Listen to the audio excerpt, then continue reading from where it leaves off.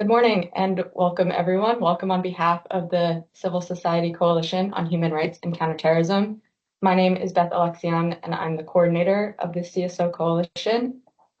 We're thrilled to welcome you today after we launch our report Behind Closed Ledgers, the Transparency Gap Affecting the UN's Counterterrorism Programming. You can see a link to the report in the chat, and you should have all received an email earlier this morning with the link to the report as well. This is a 1-hour launch event, and the event will be recorded. We will hear from the report author and an expert reviewer. I'm thrilled to introduce Ben Donaldson as the report author. Ben has researched and campaigned for UN reform for over a decade, with a focus on making the UN more transparent and accountable to the public it serves. When he's not scrutinizing UNOCT's finances, he coordinates the One for 8 Billion campaign to reform the UN Secretary General's selection process, and he serves as an editor for the Blue Smoke campaign, shining a light on the murky world of UN senior appointments.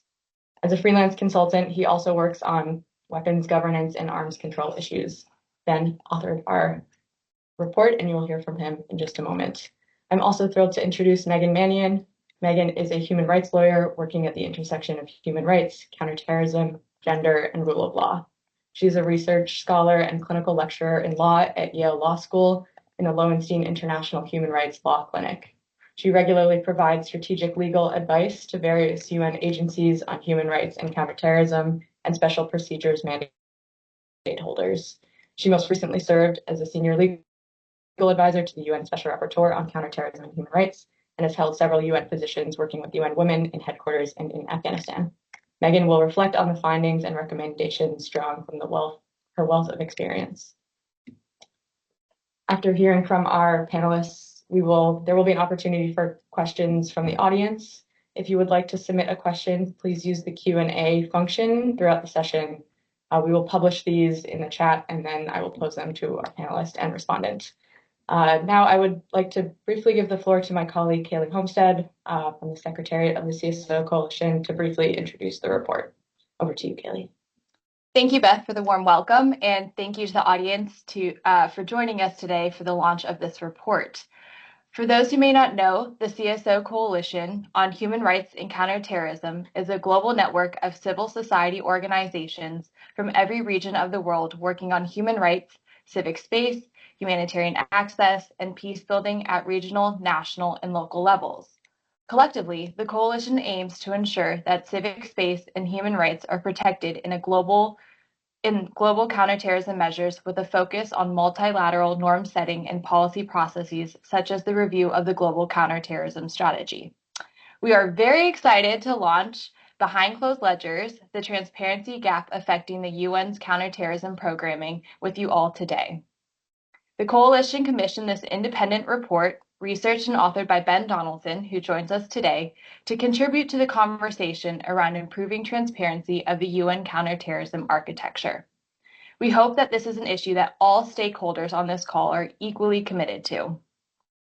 We intend this report and the wider work related to transparency to be a useful tool for the wider community working on multilateral counterterrorism issues, and we look forward to working with you all on implementing these recommendations and moving this conversation forward. Thank you all again for joining us today for the launch, and I'll pass it back to Beth to moderate the event today. Thank you, Kaylee. And now let me welcome Ben. Ben, as the lead author on this new study, would you be able to tell us a little bit more about the scope of this research and your main findings? Hi, everyone. Thank you so much for the introduction. Thank you also, Kaylee, for the initial introduction of the report. So my task was to do a transparency audit of OCT's voluntary funding, basically to figure out what OCT shares, how it shares that data, who it shares it with, and gauge how easy it is to access the data that it does share. Before going into the findings, I just want to sort of briefly run down how the study worked. So first of all, I assessed the accessibility, the granularity, the completeness, and the info provided by UNOCT. Then I drew conclusions on the level of transparency that was there, and then I compared it to other funds in the UN system.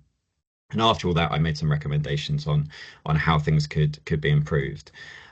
Throughout the process, I benefited massively from the expertise of stakeholders who work with OCT day in, day out.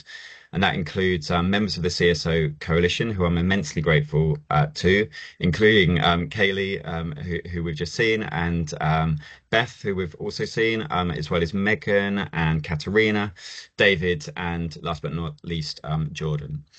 So early on in the study, I realized that the information that I needed was massively fragmented. There was no definitive place where you could find all this relevant funding data that I needed to look at. So I developed a research methodology which basically involved a country by country search using each of the 46 extra budgetary donors listed on UNOCT's website. The source material was publicly available data shared by OCT. So I'm talking about publications like the annual reports, quarterly reports, the Qatar donor reports, press releases, event listings, content shared on the website, basic pages, program pages. I went through the UNOCT social media channels, and occasionally when I needed to corroborate data, I looked at member state and government websites to clarify some of the findings. The activity window I used was the same as that which OCT uses. So this is since the inception of the UN Trust Fund in 2009, and basically to analyze what I found, I needed to bring all this information together into one place and organize it so that I could draw these conclusions.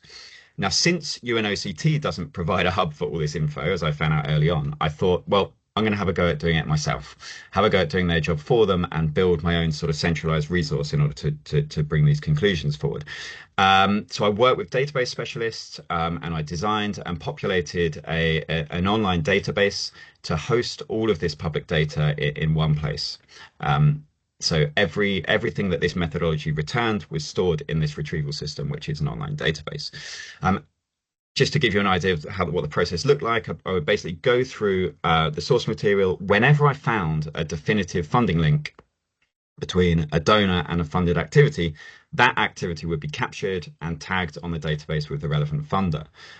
Where available, I also captured other information like the start date of the program, budget, delivery partners, and various other pieces of information. I didn't use AI at any stage in the process because I wanted to be consistent with every search and make sure that there were no sort of fabrications or ghosts in the data which could creep in. Brief word about limitations. The report goes into detail about this, but just to mention a couple of things, I did mainly use English language searches. So data contained in the other 5 UN languages may have been missed. I wasn't able to use audio visual sources. So videos, interviews, podcasts, UN web TV wasn't used. There's more details on all that in the report. So before I go over the findings, I just want to say that I've been scrutinizing UN bodies, trying to navigate UN websites, document systems for over 10 years in the other work that I've been doing. I know how bad the average UN website is, and I thought I'd seen it all. I thought I'd reached peak pessimism, and that no matter how opaque and decrepit UNOCT's website is, it couldn't surprise or depress me any further because I'd already seen what I thought was the worst of it. However, even I was struck by some of the findings. Perhaps most strikingly, quite simply, there is no public list showing who's funding what at UNOCT.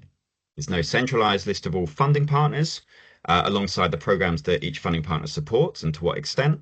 Similarly, there's no list of all programs alongside the funding partners that support each program.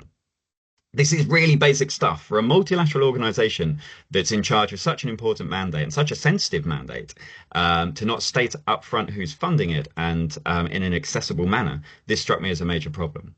And the frustrating thing, I think, here is that we know this information exists because, of course, the UN needs to keep track of who it's receiving money from. We know OCT is happy to put much of this in the public domain, because I was able to populate a whole database full of it. But this information is given to us in such a highly fragmented way, buried in snippets of prose across, PDFs and websites and event pages, that it requires an exhaustive trawl and, frankly, months of research time in order to build this overall picture. So publishing data in this way in a way that renders it virtually impossible to build a picture of OCT's finances, has the same effect as simply not publishing the data in the first place. So that's a principle that I was sort of came to the conclusion of throughout my research. Whether or not it's deliberate, it has the effect of evading scrutiny. It also makes it virtually impossible for your average stakeholder to build this picture. And given that we know OCT is reliant on voluntary donations, we've got a situation where donors are clearly driving the priorities of UNOCT's work, but yet there's not this basic transparency about how the programs are being funded. There's not an easy ability to scrutinize, and therefore without this, we don't have, we're denied this crucial means to hold OCT to account and to figure out what's going on. The associated finding is that the audit that I did revealed at least 129 OCT programs and initiatives that can be linked directly to a funding partner. So surely publishing an official version of this information in an accessible format is a first and vital step to improving transparency. Anyone interested in looking up exactly which counterterrorism programs each donor earmarks funds for can take a look in the publication. The back 35 pages. If you're worried about opening up a report that's like 75 pages long, don't worry, because at least half of it, perhaps more, is actually just a database dump that lists like an index of all of the funded programs and all of the donors associated with those programs, along with some top line information about those programs. In total, there's 274 funding relationships which the methodology recorded, because some of those 46 partners will fund more than one program. The other finding I just wanted to highlight was that there's no overview of earmarked versus unearmarked funding. We know that a large proportion of the trust funding is earmarked, but OCT fails to produce a breakdown of the extent of these donations, fails to publish any caveats or conditions associated with these contributions, and even fails to define what constitutes an earmarked donation. So when you pair these findings together with the recent 2025 OIOS evaluation, which expressed concerns about OCT not implementing the 4 pillars of the global counterterrorism strategy in a balanced manner, when you pair these findings together with that, the lack of transparency kind of reinforces this perception that OCT may be prioritizing quite narrow donor state interests over the fulfillment of its mandate. So just last thing before I hand back over, there's more sort of detail in the report, but some other quickfire findings that I'll just rattle through. OCT is rife with reporting disparities, including the fact that a third of OCT's funding, not including the Center for Counter-Terrorism funding, so the other portion of the 52% of OCT's funding, a third of that is reported to a lower standard than the other 2/3. So that's a problem. There's major variations in regularity and timeliness of reporting across different OCT's entities. CCT, the Center for Counter-Terrorism, it's actually doing better on most counts here. It gives more frequent, it gives more detailed, and it gives more timely reports. However, the Center is a mixed bag. There's been various transparency rollbacks across the reporting period, including rollbacks on reporting on the distribution of finances across the 4 pillars of the global counterterrorism strategy. So that got discontinued a few years back, and also rollbacks on things like reporting on human resources versus programmatic spend. These rollbacks seem to have been introduced through the most recent strategic plan and results framework 2022 to 2025. And lastly, I'll just say that OCT fails to apply best practice from across the UN system. We looked at various different examples, and the Trust Fund compares unfavorably, for example, to the Peacebuilding Fund and the UN Women Transparency Portal. Both of these platforms are significantly more transparent than the Trust Fund, particularly due to things like their interactive dashboards. The data they give is more comprehensive, it's more easily accessible. There's visualizations which can help to sort of digest that data. And there's a useful comparison table in the report, which basically goes through the different criteria that these other platforms use in comparison to the trust fund, and the trust fund does not come up well against those other two examples. So it kind of leads to the question: if these other UN entities can do it, why can't OCT? Anyway, there's plenty more in the report, and I'll hand back to Beth now. And thank you very much for coming. Thank you so much, Ben. I think you really touched on the sort of the crux of the findings, and a particular note is just the shortfalls when it comes to having a central list of all funders with their earmarked and what conditions are attached to their funding for UNOCT. And your really detailed analysis, like both over time and compared to other UN offices, was really incredible and is really thoroughly outlined in the report and in the annexes to the report. So Ben, I'm going to stay with you just for one more minute here, just to ask you about some of the recommendations you have in the report for future action from various stakeholders. Back to you.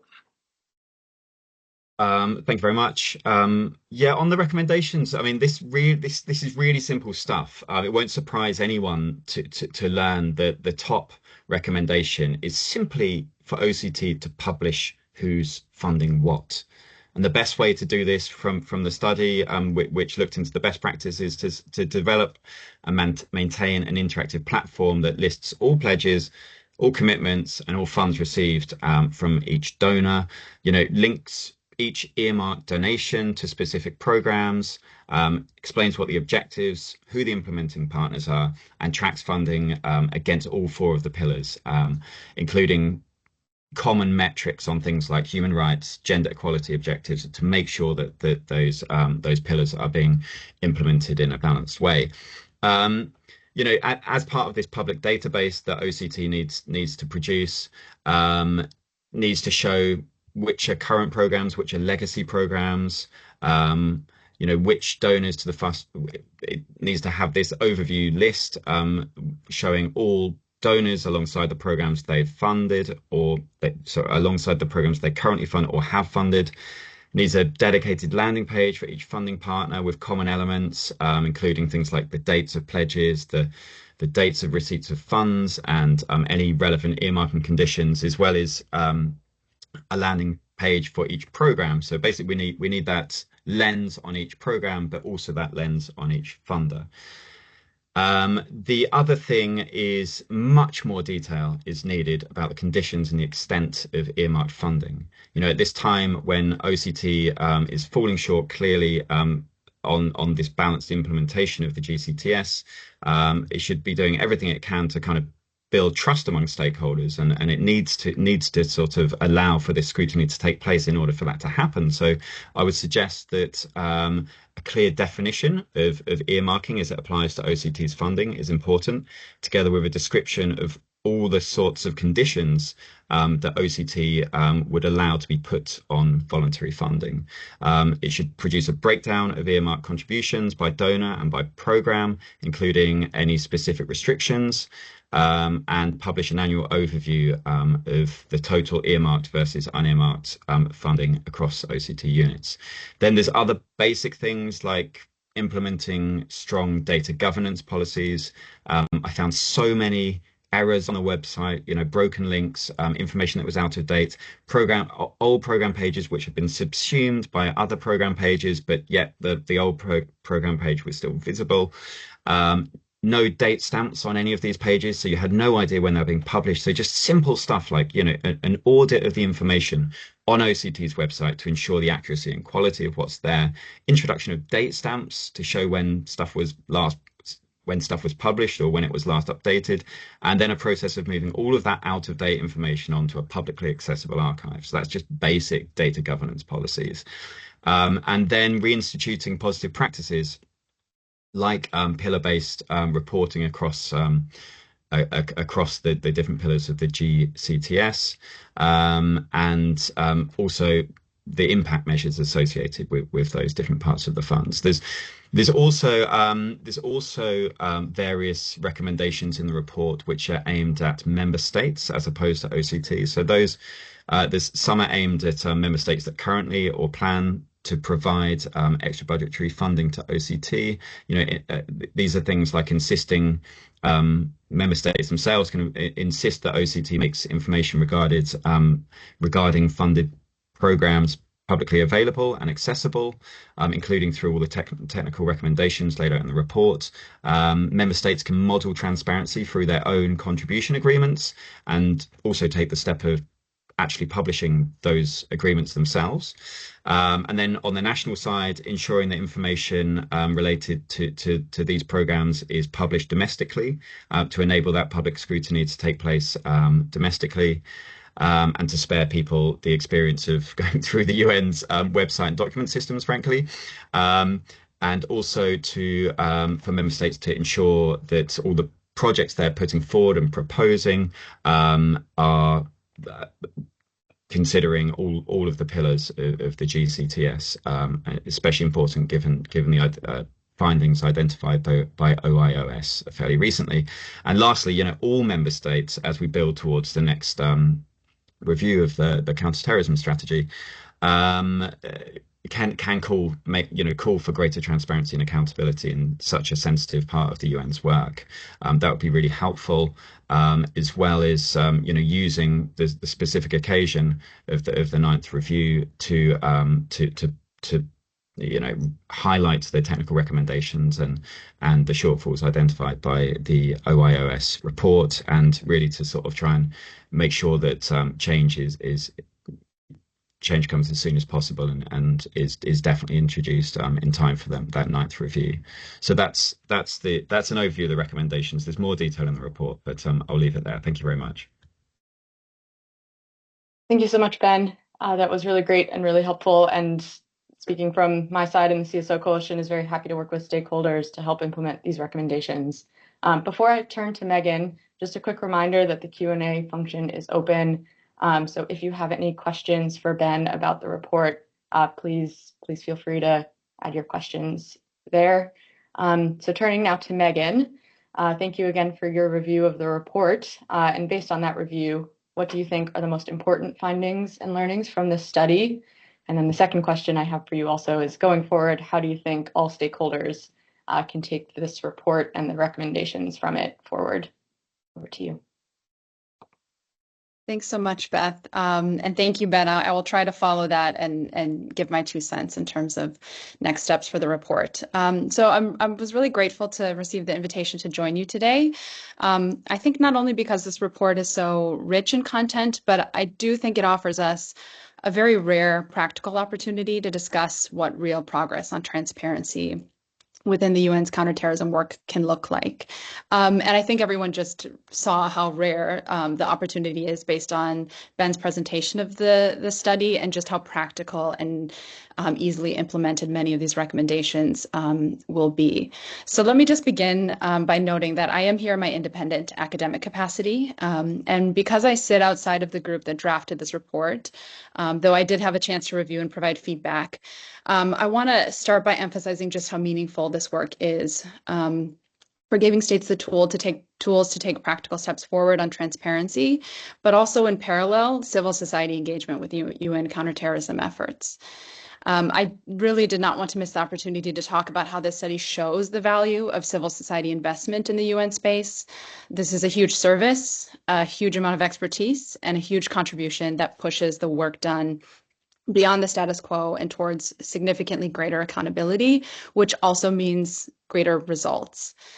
So now when we talk about civil society engagement in counterterrorism space, as many of you know, that trajectory, along with the trajectory of transparency and accountability, has not been linear. There has been increasing pressure for transparency alongside pressure for engagement with civil society. And I think some of the difficulties in teasing out the tensions between this report and civil society engagement will be borne out with how the response to this report reads. So the connection between transparency and programming and transparency engagement with civil society are deeply connected. And I think Ben spoke to this in his remarks. The report is both an example of the type of engagement civil society can offer and a litmus test of where we stand in opening that space for engagement. I am truly interested to see the response and how member states take the recommendations forward along with the OIOS study. Because civil society doesn't always tell us what we want to hear, it doesn't always present its findings in the same tone or framing as the UN system. For example, in contrast to the OIS report, where there actually is striking similarities. And in that way, the report also tests how willing we are to engage with these very critical reflections on funding, impact, and transparency. I do think the findings give us a chance to pause in a very timely moment before the next strategy review, reflect and bring this report into dialogue with the other reports and evaluations we have in hand, and identify clear next steps going into the next review.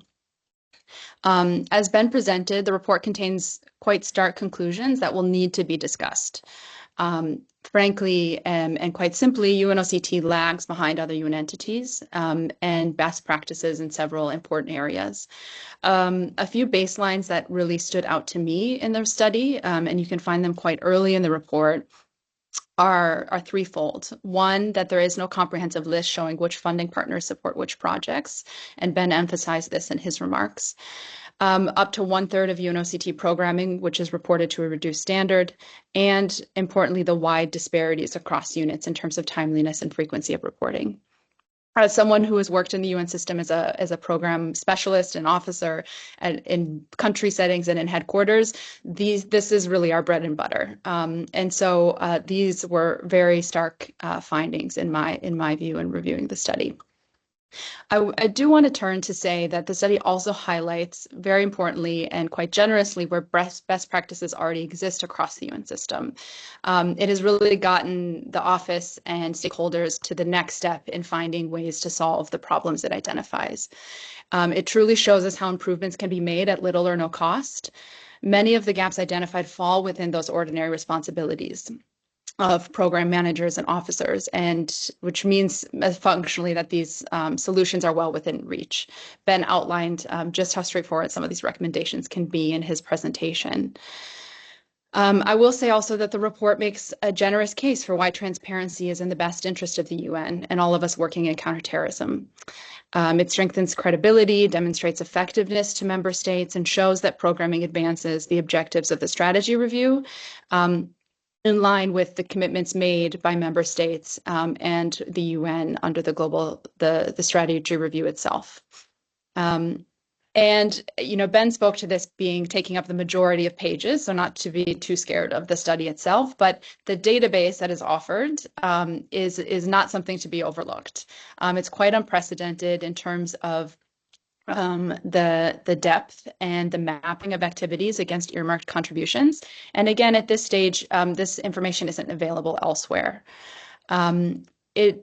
Given the amount of effort and the depth of expertise required to tease all of this information into one place, it does call us to take some urgent action and to work with UNOCT to clarify standards and align what is publicly available with internal practice. I think the report leaves space for UNOCT to showcase positive efforts, but doesn't overlook the clear deficits that remain.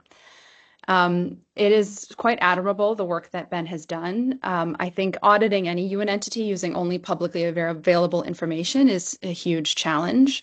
But that is really the point here and why I made the connection between transparency and engagement with civil society. Transparency really can only be measured by what stakeholders, civil societies, member states, donors, and non-donors can actually access and see. So I'll get to my closing shortly, but I wanted to also flag that embedded in this discussion is also a substantive question about how transparency on funding, programs, and projects connect to results. Whether outcomes are being achieved is UNOCT operating to implement the global strategy, or are donor interests weighing too heavily? And I won't go too far into this because Ben spoke here to some of the discontinued practices around programming based on or reporting based on pillar. But I do want to link the findings a bit further to the findings of the OIOS evaluation. Both studies drew attention to important deficiencies in the office's results frameworks. And it is quite untenable that an office of this scale, operating across so many countries with such significant resources, and as Ben said, with such an important mandate, lacks a robust results monitoring framework. To be clear, this was a finding of the OIOS study, so it shouldn't surprise any of us. And it ultimately leaves member states without authoritative information on what works, how, and why. One of the connecting issues that was highlighted a bit more heavily given the focus and breadth of the OIOS study, but links to this one as well, is the issue of trust, which is compounded by this landscape of lack of transparency in reporting and donor engagement. But it also links to the OIOS study findings on engagement with civil society, which were deeply troubling. And I did want to take the opportunity to emphasize those here. It really speaks to a wider tension, what transparency means across the UN system versus what it has come to mean in the counterterrorism space. And while there are positive bridges being built, the findings really show that meaningful engagement here requires significantly more than rhetoric. And this is something states, civil society, and other parts of the UN House have been in dialogue collectively on. So in closing, I think this report, I hope, can be used as a tool to bring diverse stakeholders to the table for concrete point-by-point discussions. I think that's the type of attention it deserves in the lead up to the review. And just to say, I do think it gives member states an opportunity to set a new baseline. I think we are in a different place now, given this study, the OIOS evaluation, to press for some of the important recommendations rightly made in this study, which in brief are around centralizing information on funding, addressing reporting gaps, improving data governance, and mainstreaming positive practices. And so with that, I will stop there and cede my time. And I look forward to working with everyone as this process moves forward. Thank you. Thank you so much, Megan. Everything you said there was really spot on, and appreciate all your remarks. I'm not going to reiterate everything you said, but I just wanted to pick up on your point about the importance of transparency and its link with civil society. Inclusion and access, and I think that actually speaks very well to the first question we have provided. One moment. So Ben, I'll pose these to you first. So is it possible to see the database by country, i.e. to see which programs and how much funding OCT is investing in any one country or subregion or region? And then the second question is, can you share more on the themes of where most of the funding, can you share more on the themes of where more of the funding is going? Do you note shifts in funding interests around specific themes over time? So Ben, over to you if you wouldn't mind touching on those questions. Thanks very much, Beth, and thanks so much, Megan, for the kind words and, like I say, for your input along the way, and actually for rationalising it the way you did, which is made me think about the potential use cases of the report in a way that I hadn't already thought of. So thanks for that. That's great. When it comes to the by region and by country, so the database records funds coming in. That was the kind of that was the methodology and that was the remit. There was another, I mean, and that was hard enough to find out, where all these funds are coming from and which programs they're associated with. Now, I wasn't able to record where all the money was being spent. That was that's the other side of the coin, which would require another sort of research project. So it's beyond the scope of this, but the interesting thing that I came up against was that the UN itself doesn't produce this information in a sort of uniform manner. So there's no sort of flag for a program. If you look across program pages, if you look across PDFs, there's no flag for whether or not a program is has a specific recipient country, or if multiple specific countries or it's associated with a region. There are many clues, and you can often intuit exactly where the funds are being spent, because it's, the program title is about building prevention in the Sahel, for example, or prevention in a certain country. So it's sometimes quite obvious where the funds are being spent, or at least where a big proportion of the funds are being spent, but it isn't being captured in a sort of uniform manner. Therefore, it's very difficult to do a sort of overview of where that funding is being spent. In comparison to other funds in the UN system, you can see on the UN Women Transparency portal, you can see a map that simply just shows, visualization, where the funds are going to, which countries are receiving the funds, where the capacity building is taking place, and what the sort of metrics are associated with those different programs. And then you can do it by region. You can zoom out and kind of do it by region. It just simply doesn't exist for OCT, and therefore you have to rely on the pros, going through the pros, and just using your sort of discretion in order to figure out where this money is being spent. There's no breakdown how much stays in New York, how much goes to the field. So no, that information wasn't part of the scope, but it would be a very easy add-on to the database to be able to do that other side of the coin when it comes to where that money's been spent. Was there another question there, Beth? Relating to trends? Yes, yeah, trends and themes over time. So that's again. So this is just, it's outside of the limits of the methodology. The methodology was simply looking at funding, where the funding was coming from, and how much of it was there. I mean, having spent countless hours on the website, I can say that there's obviously been an influx of money relating to things like cyber, unmanned aerial systems. There's been a lot when it comes to air travel, global sporting events, and protection and prevention relating to some of these things. But one of the when we're coming up with sort of use cases for the database and how other members of the CSO Coalition or sort of national campaigns could potentially take this data forwards, is that the database harvests an enormous amount of pros related to each program.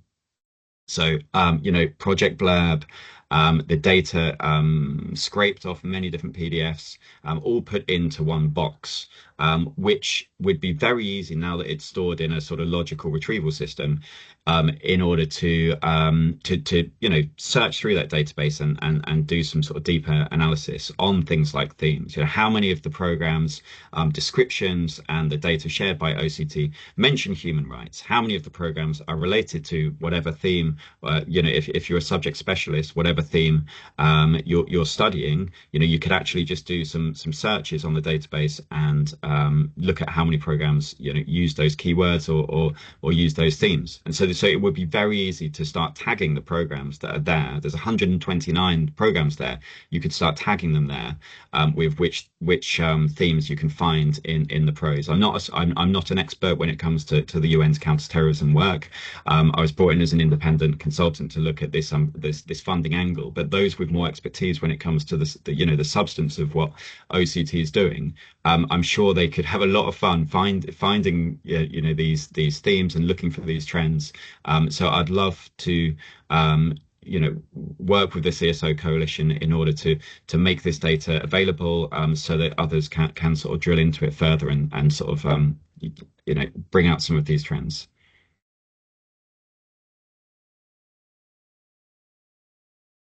Thank you so much, Ben. And I'm just going to take my privileges as a moderator here and pose two other questions, both to Ben and Megan, if you'd like to chime in here. So in the context of UN 80, in very worrying times due to decreasing budgets for the UN system as a whole, do you think that transparency becomes more important for UN entities right now? That's the first question. And the second question is, with the upcoming Global Counterterrorism Strategy Review negotiations, which will take place starting early next year, with the new text to be agreed by the end of 2026, by June 2026, what should member states expect UNOCT to do prior to these negotiations? So we'll turn to Ben first, and then Megan, if you would like to come in, we'll welcome you on as well. Thanks very much, Beth. Yeah, that's the question I suppose that's probably on everyone's lips about UNAT and about what's the future got, to hold for OCT as well as the rest of the UN, frankly. We know that the UN is going to massively have to cut its regular budget. We hear things such as this is going to be by 2026. This is going to be a cut of at least 20%, up to 30% from most departments and offices. So obviously there's major upheaval ahead, possibilities of OCT all being consolidated into one place, and a big reduction of the regular sort of workforce and the regular budget. It's inevitable that there's going to have to be cuts there, and it's also you look at this in the context of the voluntary funding, and we know that the funding from the major donors is also being drawn down. So there's also it's not a great sort of funding landscape when it comes to voluntary funding either for OCT. So transparency is going to be really, really important in this context because OCT is going to have to show that they're navigating these cuts in an evidence-based way in order to bring people along with them. And they're going to have to show that their mandate is going to continue to be fulfilled despite the cuts in a balanced way.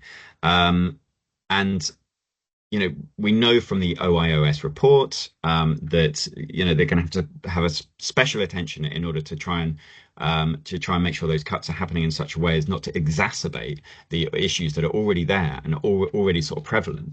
And this is going to be like in tension with member state interests. You can see that member states very often are less interested in implementing certain pillars of the GCTS and more interested in others. So they're going to have to navigate that. And transparency is vital for all UN entities right now. They're going to have to do better at demonstrating impact, demonstrating value for money, perhaps most importantly, like building trust from stakeholders and building confidence from stakeholders, because actually the stakeholders are going to be the most effective advocates for them holding on to their slice of the pie, if you like. It's not great having a UN office speak in its own words and have to make its own case for why it should be hold on to funding and continue to receive the funding it receives. What's a far more impartial and credible sort of group to explain how that office is functioning is actually external stakeholders. It's member states themselves, it's civil society, it's others looking from the outside and saying, yes, no, you really need to hold on to this. You really need to keep on funding this office because look at all the incredible work that it does. So making sure it has those advocates from outside of the system, and that requires trust and it requires transparency. Megan, did you want to pick up on that or? Just briefly, I think, in reflecting, and Ben, you covered most of this, but, the UN80 question is an interesting question as it relates to UNOCT, in particular because the challenges related to pressure on resources and general budgetary pressure in the system could play out in very interesting ways with an entity that's largely dependent on extra budgetary resources. And so it's always been the case in discussions around negotiating the budget and the balance of budget to UNOCT versus the rest of the UN system. There's, of course, that regular budget conversation that will happen where there's been, and the CSO Coalition has been one of the important partners documenting this, there's been an outsized contribution to UNOCT in the regular budget as compared to some of the other parts of the House, including peace building and most certainly human rights. But I think there is an interesting question as it relates to the pressure that the rest of the UN system will see as it relates to the regular budget, and then where UNOCT might actually fall outside some of that scrutiny and some of that pressure. Because of the nature of the resources. States who want to continue the large-scale programs and projects, and this is in the study in terms of documenting some of the largest donors, will continue to make that work happen as they see fit and as they can do so through extra budgetary contributions. And that is where some of the tensions and the lack of transparency originates from. And so I think there are unique questions that we have to think about asking of UNOCT as we move into UN 80 and not think just that they will be affected in the same way other pillars within the UN system are affected, like human rights, peace building, etc., because of those outside resources that they have.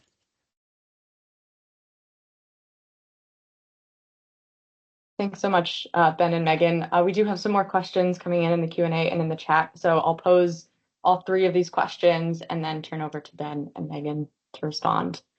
So first question, do the speakers think reporting on the balanced implementation of the 4 pillars of the GCTS should look like? Or sorry, what do the speakers think reporting on the balanced implementation of the 4 pillars should look like? What are your thoughts on the ways to go beyond not just the top level statistics, the discontinued 2021 pie chart from the report, of the amount of UNOCT budget that's primarily categorized towards one pillar, with the goal of emphasizing the overlap between pillars, for example, Pillar 4 being integrated across all of UNOCT's work across those other 3 pillars as well. So that's the first question. The second question is, how should the recommendations from the report be translated into the substance of the negotiation process of the GCTS for member states? And final question, just a moment. Do you have any insights on how transparency practices of UNOCT differ from other counterterrorism and UN counterterrorism entities like UNODC's terrorism prevention branch? Ben, would you like to take a stab at responding to those? And then Megan, if you have anything to add.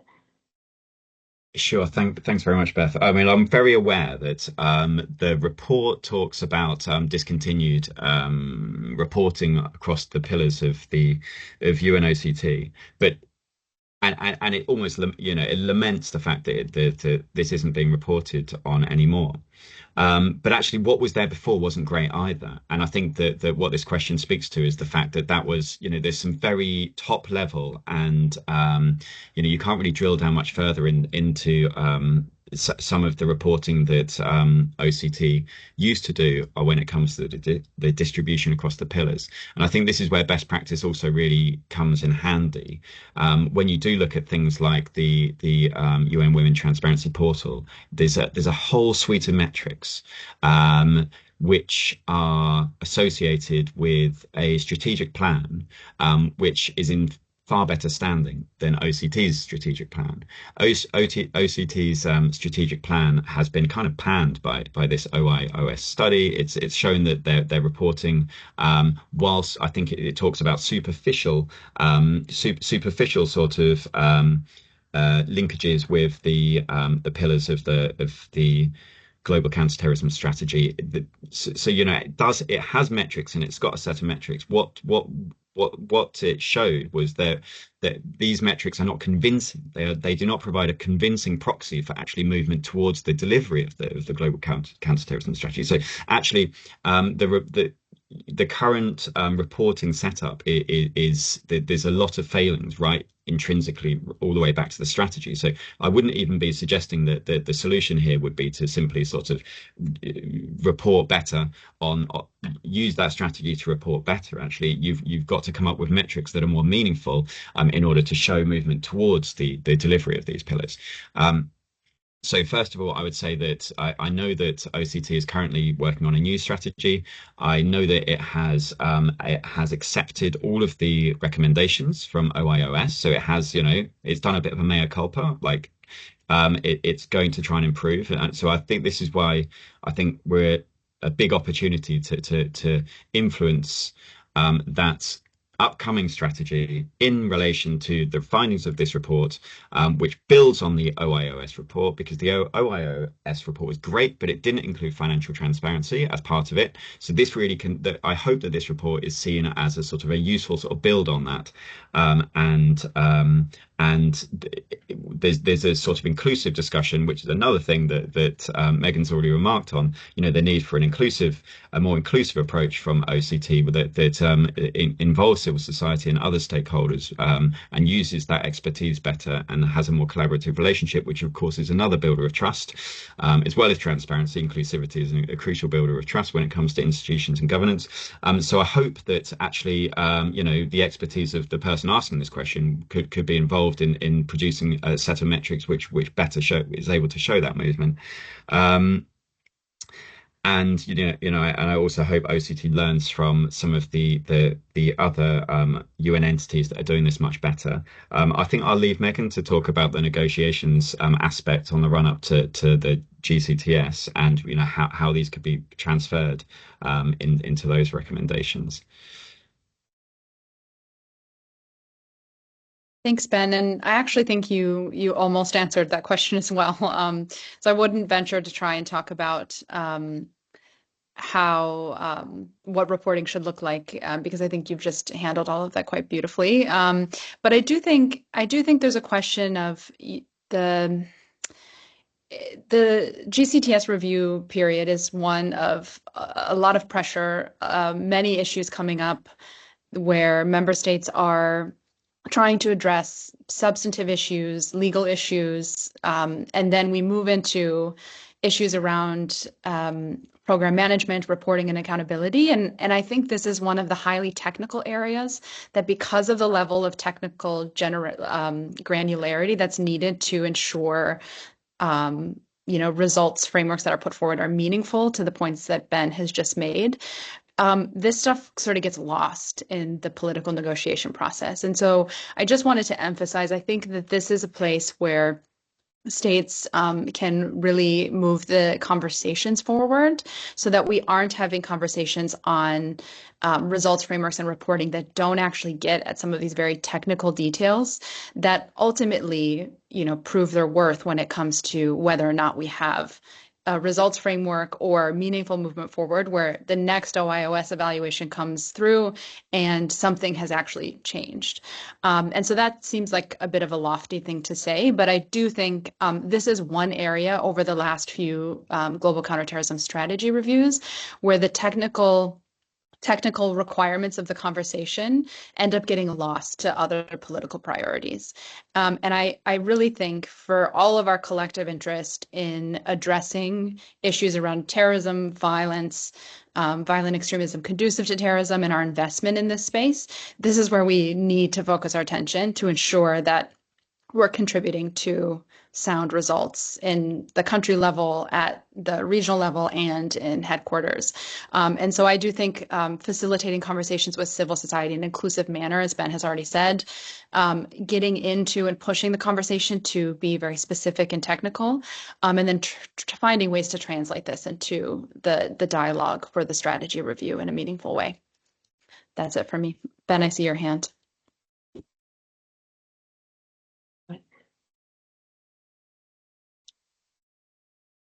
Thanks so much, Megan. I just realized didn't respond to the question about whether or not the investigation looked at other entities within the Global Compact on counterterrorism, and it didn't. They came up quite a lot because an awful lot of what OCT does is in partnership. With Office for Drugs and Crime and Development Program, you name it. There's so many different so many different partnerships happening, and there's so many different organizations that are part of the Global Compact that there was a decision taken early on that it would become too sprawling to do this. And since OCT is the organization that has the overall coordinating mandate for all of the UN's counterterrorism activities, it felt like it was a good starting point and a good way to get a grip on the overall coordination work that the UN's doing. So if we're looking to scrutinize the balance between the different pillars, if we're looking to scrutinize the overall sort of effect of and the sort of guiding of the UN's counterterrorism work, it felt like that was the most crucial one to look at. There's certainly scope to extend the project by looking at the specific counterterrorism work of other entities within the Global Compact. And anyone that's sort of let loose on the database will notice that there's quite a lot of projects that are tagged with other entities, and you could do some work to extend the database in those ways, because the database does record delivery partners, and so where it's done in collaboration, where the program's done in collaboration with another UN entity, that will be recorded, and there would be a way to extend the database in that way. But it just looked from the prism was from OCT, so there will be other stuff that it missed that's happening at those other entities. Thanks. Thank you so much, Ben, and thank you, Megan, for all of your valuable contributions to the report and to today.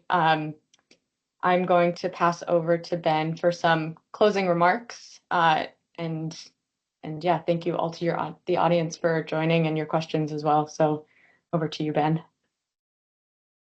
Thank you very much. I guess I'll finish by saying, mercifully, this reform headache isn't one of those UN reform black holes that just needs to take sort of infinite time and infinite resources for little reward. This is, it's not like a Security Council reform headache. It's a highly achievable, fairly simple, basic, practical set of things that can happen at pretty low cost. I mean, I suppose what I would say is if one, person with a research mandate and a desk and a laptop can do this work and put together a sort of have a crack at putting together a decent overview of what the UN's doing.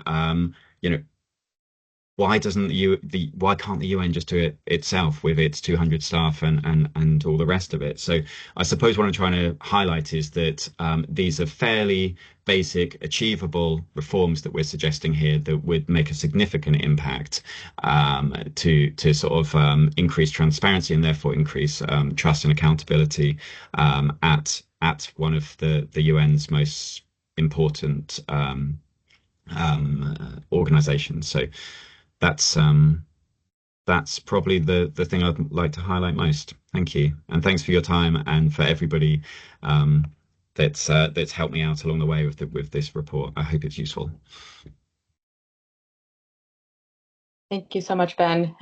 Yes, I can say it's an incredibly useful report from our side, and we're looking forward to working with UNOCT to implement some of these recommendations, as well as member states going forward to implement this. So thank you all. We remain available going forward. So yeah, have a wonderful day.